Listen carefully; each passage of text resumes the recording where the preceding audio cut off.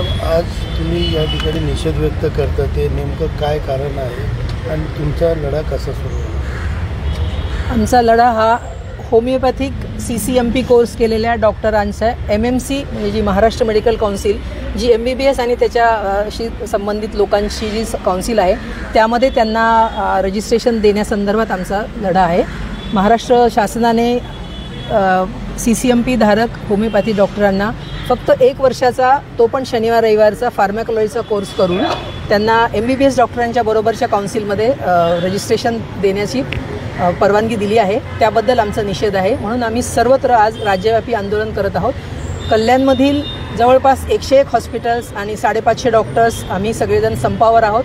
आज आमच्या इमर्जन्सी सेवासुद्धा बंद आहेत आणि सरकारने आमच्या मागणीची दखल घ्यावी अशी आमची विनंती आहे. डॉक्टर आहे आणि काय निवेदन कोणाला देणार आहोत? या संदर्भाचं निवेदन आम्ही तहसीलदार आणि कमिशनर सरांना देणार आहोत. आता आम्ही इथून IMA कल्याणचं ऑफिस जे आहे मुरबाड रोडला, तिथनं निघून तहसील ऑफिसपर्यंत पायी मोर्चा जाणार आहोत आणि त्यानंतर आम्ही तिथे तहसीलदारांना निवेदन देणार आहोत की त्यांना ते पुढे आपले मुख्यमंत्री देवेंद्रजी फडणवीस साहेबांना त्यांनी पोचवावं अशी आमची विनंती आहे.